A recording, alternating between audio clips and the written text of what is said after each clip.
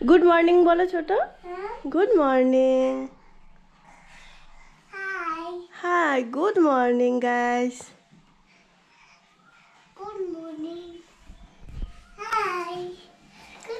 Good morning everyone. কেমন আছো তোমরা সবাই? আশা করছি যে যেখান থেকে আমার ব্লগ দেখছো তোমরা সবাই ভালো আছো। আমি অর্পিতা, অর্পিস ড্রিম ওয়ার্ল্ডে তোমাদের সবাইকে ওয়েলকাম আমার নতুন আরও একটি ভিডিওর সঙ্গে। তো আজকে হলো মঙ্গলবার 9 তারিখ, যতদূর সম্ভব 12 তারিখ সব কিছুই ভুলে গেছে এখানে এসে।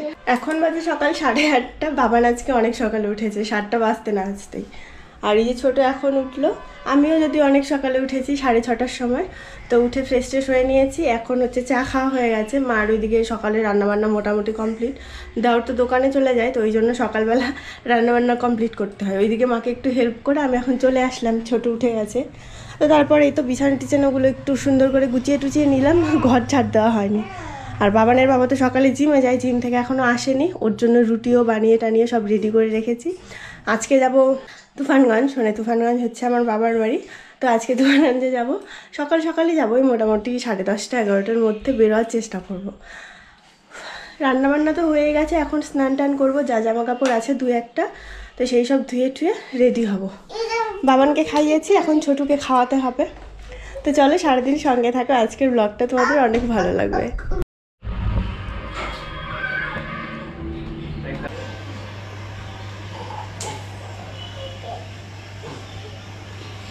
তুমি বেরো যাবে? বেরো যাবে? এখন ভাত খাতে হবে।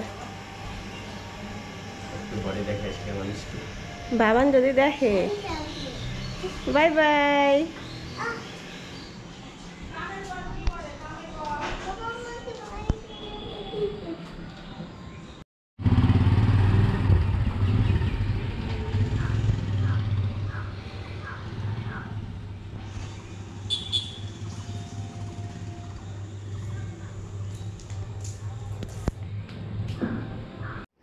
কালকের ব্লগে তোমাদের বলেছিলাম না যে তরমুজ আনতে গেছিলাম, তো সেখান থেকে একটা তরমুজ এনেছিলাম, বিশাল বড় তরমুজটা।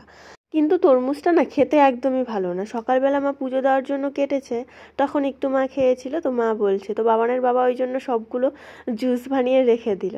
আমরা অল্প অল্প করে খেয়ে নিলাম, আর বাকিটা ফ্রিজে রেখে দিল, সবাই যখন যার টাইম হবে আর কি খেয়ে নেবে। তো এইটা আমার স্নান কমপ্লিট, এখন পুজোটা দিয়ে নিলাম। আর শ্বশুরবাড়িতে আসলে পুজোর দায়িত্বটা আমার ওপরেই থাকে। স্নান পুজো করলাম, স্নান পুজো করে এই যে ছাদে আসলাম জামা কাপড় মেলতে। এখন গিয়ে খাওয়া দাওয়া করে রেডি হব। 11টা অলরেডি বেজে গেছে। এই টুকিটাকি কাজ করতে করতে আর কি দেরি হয়ে গেল। ছাদে এত রোদ, ওখানে দাঁড়িয়ে তো কথাই বলা যাচ্ছে না, ওই জন্য ছায়াতে চলে আসলাম কথা বলতে। বাবান ছোট কাউকেই ভাত খাওয়াতে পারলাম না, একটু একটু করে খেয়েছে। বাবান তো খাইনি, ছোটকে একটু খাইয়েছি। বাবানের বাবা শুধু বলছে তাড়াতাড়ি চলো, বাইকে যাবো যেহেতু অনেকটা দূর, তো এখান থেকে প্রায় 2 ঘন্টার মতো লাগে। তো বাবানের বাবা বলছে তাড়াতাড়ি চলো, অনেক রোদ উঠে যাবে দুপুরবেলায়। তো এখন তাড়াতাড়ি রেডি হব। দিব তো? হ্যাঁ দিব।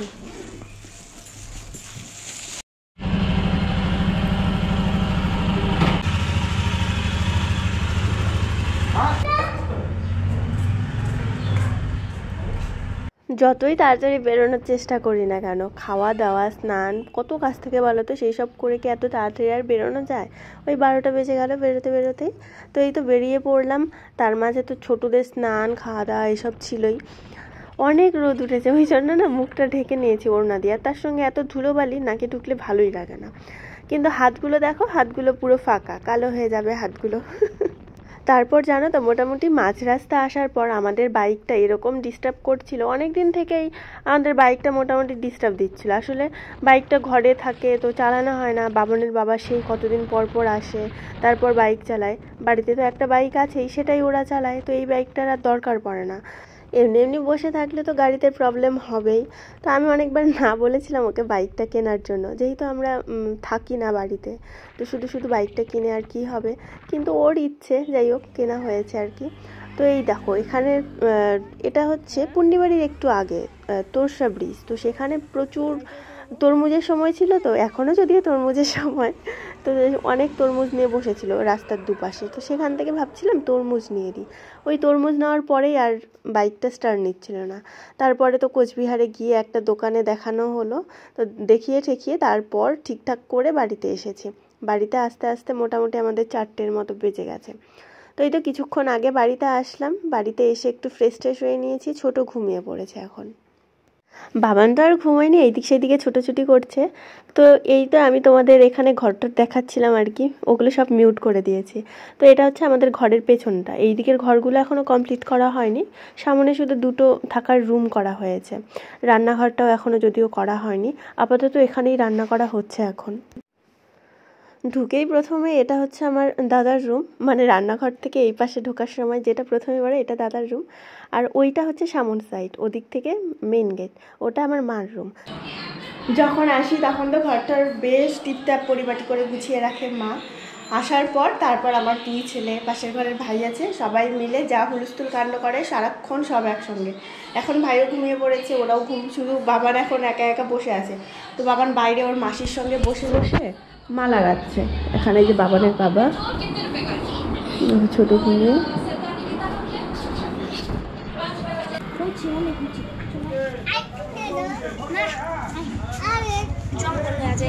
দেখ কি সুন্দর দেখা যায়, দেখছিস?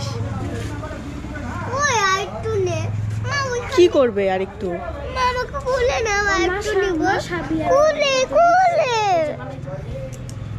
ওই যে মানি বানাই দিবে তো, কি জানো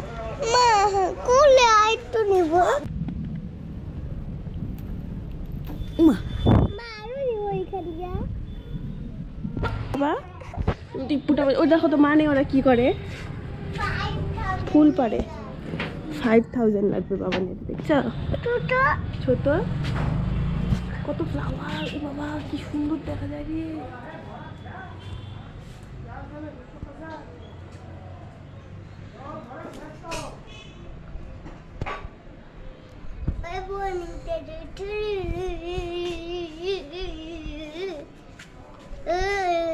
এরকম করে না।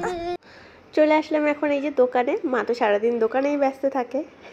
মার সঙ্গে যখন গল্প করতে ইচ্ছা হয় তখন মাঝে মাঝে চলে আসি দোকানে। তো এই যে ছোট ঘুম থেকে উঠলো, ঘুম থেকে উঠে আর থাকবে না, এখন দিদির কাছে আসবে।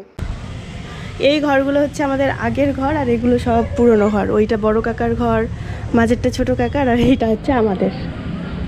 আর বাড়ির উঠোন বলতে এইটুকুই, একদমই ছোট।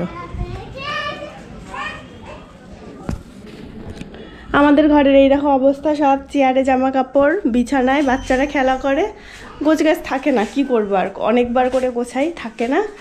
আর সবসময় নিজে বসে থাকে বেশিরভাগ, ওই জন্য মা এটা বিছিয়ে দিয়েছে, নাহলে আর ঠান্ডা লেগে যাবে। অনেক গরম, ফ্যানটা একটু অফ করেছি, পুরো ঘেমে গেছি।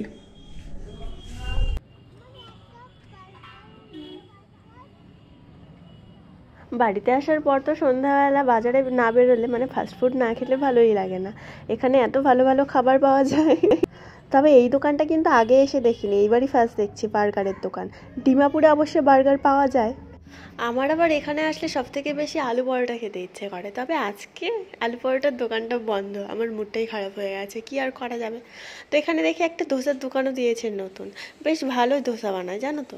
তো সেখানে বাবানের বাবা ট্রাই করলো ধোসার দোকানে একদমই ভিড় নেই। বাবানের বাবা বলছে হেলদি খাবার কেউ তো খাবে না, সবাই ফাস্টফুড খাবে।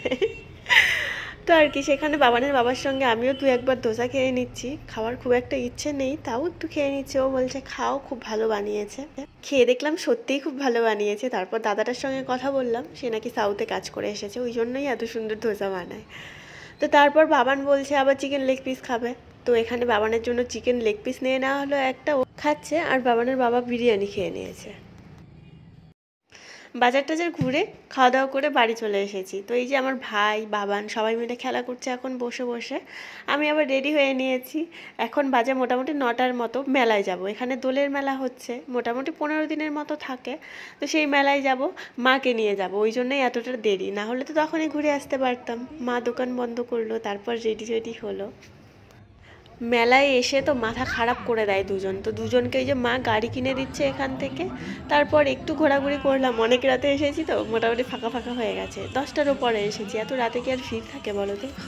তবুও দুটো বান্ধবীর সঙ্গে দেখা হলো অনেক দিন পর মেলাতে এসে। মেলাতে আসলে না অনেকের সঙ্গে দেখা হয়। 3-4 মাস পর পর বাড়িতে আসে ঠিকই, কিন্তু কারোর সঙ্গে দেখা হয় না। আমি একদমই বেরোতে পারি না বাড়িতে আসলে। এখানে বসে সবাই মিলে এগরোল খেয়ে নিলাম। তারপর মার সঙ্গে বাবান চলে গেছে নাগরদোলায় উঠবে জন্য। ও দেখো নেই, চলে গেছে। এখানে আমরা বসে বসে কি বলে এটাকে, স্প্রিং পটেটো বলে মনে হয়। যাই হোক, আমি জানি না কি বলে, মনে হচ্ছে আমার স্প্রিং পটেটোই বলে। তো এটা এনে দিল বাবানের বাবা, আমি বসে বসে খাচ্ছি, খুব ভালোই লাগছে খেতে। ফার্স্ট টাইমই খেলাম আজকে যদিও।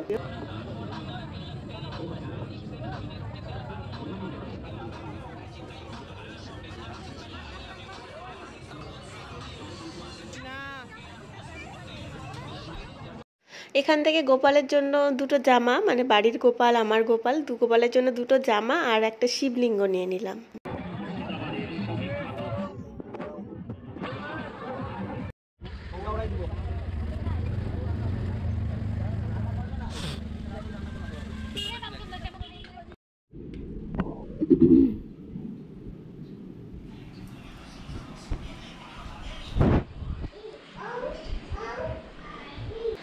এত রাতে মেলায় গেছি, আস্তে আস্তে 12টা বেজে গেছে। তো এখন এই যে 12:30 বাজে, খাওয়া দাওয়া করলাম, ফ্রেশ ট্রেশ হলাম। তো এখন শুয়ে পড়বো। তো চলো বন্ধুরা, আজকের মতো ব্লগটাকে এখানে শেষ করবো। আবার ফিরে আসবো কালকে একটা নতুন ব্লগের সঙ্গে। টাটা।